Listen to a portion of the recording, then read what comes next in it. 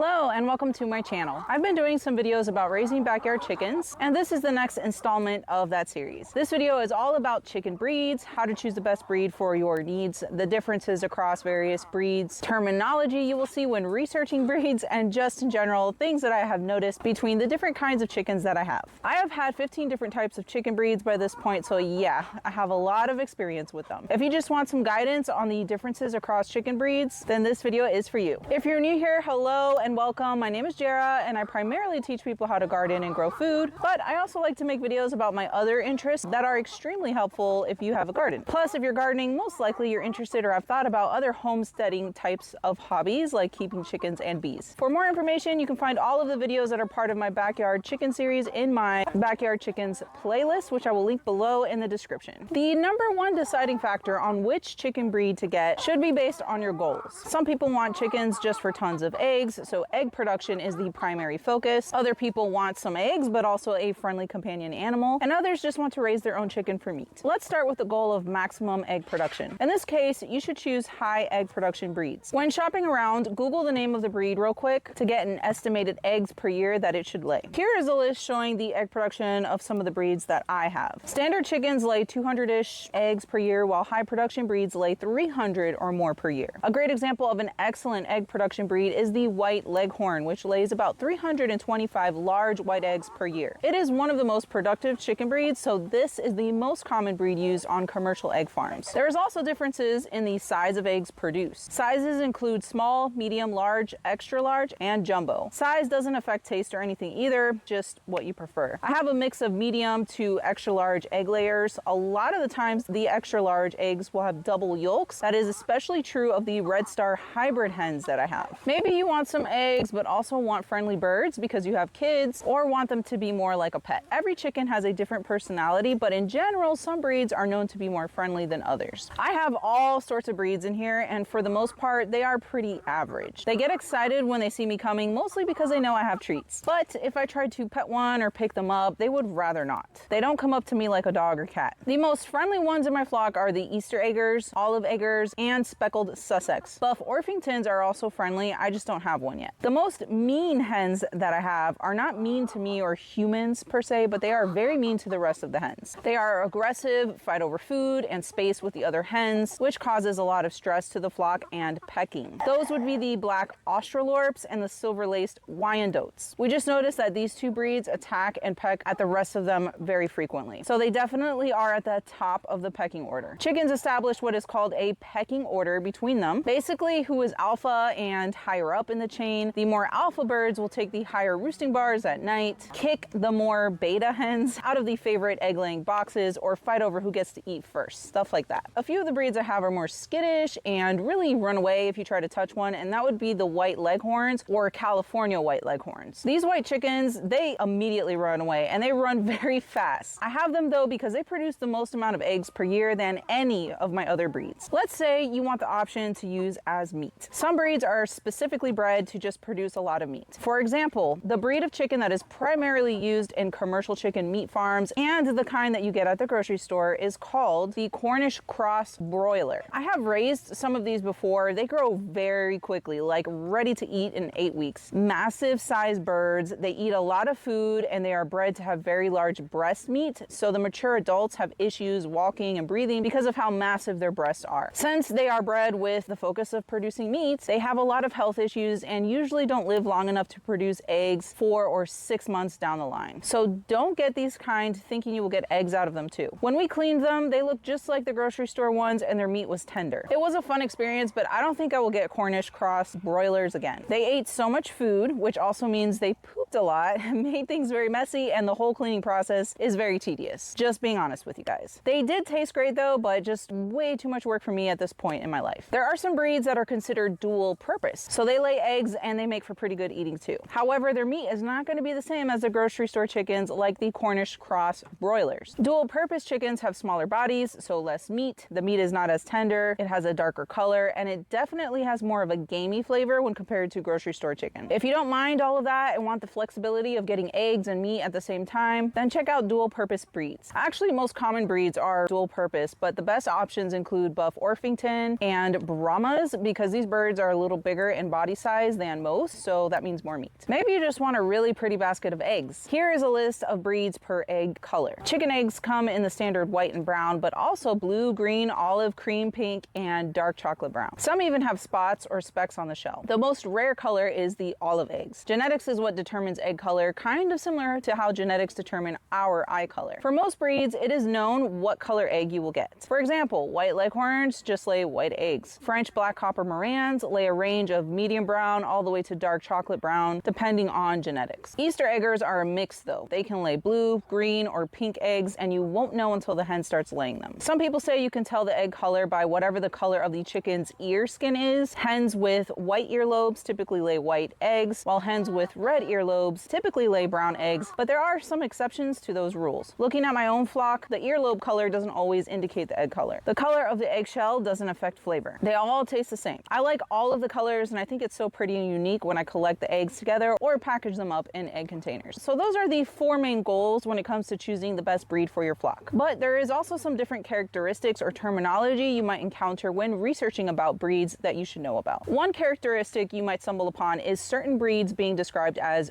broody. When a hen wants to lay on a nest of eggs to hatch some babies or chicks, her personality gets kind of mean and protective. She will also stop laying eggs while she sits on her clutch or collection of eggs. You might not care if a hen here and there decides to go broody. Maybe you want some more baby chicks anyways, but a lot of people, especially those that can only have a small amount of hens to begin with, will not want more baby chicks and don't want the hen to stop laying eggs for a period of time. When a hen goes broody, it is kind of hard to get her out of that state. You have to remove the eggs constantly because if she sees eggs, she will want to sit on them. This can last for many weeks until she finally just gets out of it. Some breeds are more prone to be broody. I noticed that my olive eggers, black Australorps, and my French Copper Marans are the ones that tend to go broody every spring. The rest of them don't care. For the most part, I don't care if one goes broody, I just let her, but that is because I have so many chickens, so if one stops laying eggs for a bit, it doesn't really matter. If you have a small flock with just a few birds, then yes, that will affect your egg production. Another difference between breeds is that some are cold hardy while others are heat hardy. You might want to take this into consideration if you're located in an extreme type of environment. Some examples of cold hardy chicken breeds include these right here. Cold hardy chickens have smaller combs that are less susceptible to frostbite, have larger bodies that carry more fat to keep them warm, and have more feathers in general. Heat hardy breeds, like these right here, have larger combs and wattles to help regulate and decrease body heat, smaller bodies, making it easier to dissipate heat, less feathers, and in general, lighter colored feathers. With that said, I'm located in Florida and we have extreme heat. I did not specifically select heat tolerant birds only. I have some Australorps and French Black Copper Marans that are very dark colored birds with lots of feather. They have survived, but during the summer I can tell they struggle. The lighter colored birds like the Easter eggers, Sapphire Gems, and the smaller White Leghorns with less feathers do pretty well. I make sure they have access to lots of water, shady spots, and I open all the coop windows to create more draft to help them cool off during the summer. There are also differences between body size. The standard hen is about 4 to 6 pounds at maturity. There are some extra large breeds, an example being the Jersey Giant chicken. A mature female hen is like 10 pounds while the males are 13 pounds. The bigger the bird, the more food they eat. They tend to lay larger eggs as well, but also don't lay that many. Then there are smaller like dwarf chickens called bantams. Bantam hens are 1 to 3 pounds at maturity depending on the breed. The advantage is they require a lot less space, so might be a great option for smaller yards, but they lay smaller sized eggs. Lastly, I want to discuss the difference between a heritage chicken breed versus a hybrid. This is kind of the same thing as heirloom seeds versus hybrid seeds. If I save seeds from an heirloom plant and plant them again, I will get the same kind of veggie or fruit. The offspring, so to speak, are identical in color, shape, and flavor among other things.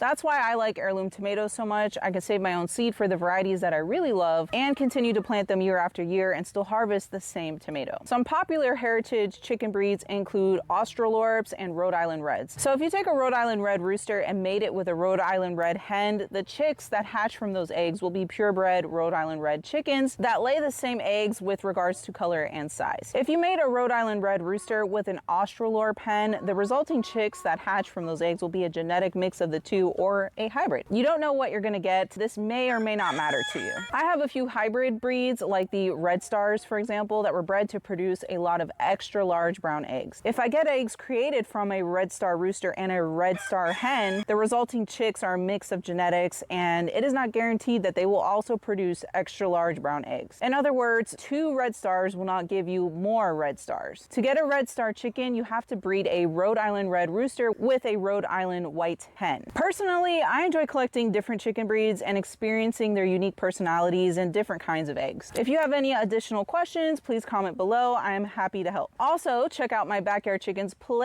for more tutorials like getting started with chickens and where to buy chickens for your flock. Thanks for watching, and I'll see you in the next video.